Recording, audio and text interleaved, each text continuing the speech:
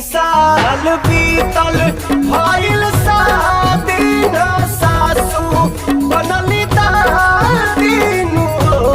हे भोले बाबा विनती करिया चारा पसारी दुआरी जलवा लेके अइनी हो।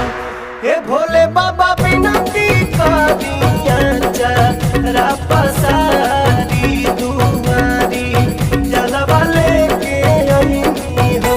तोहरे भरोसे भोले बाबा कंवर ले अइनी हो। हे भोले बाबा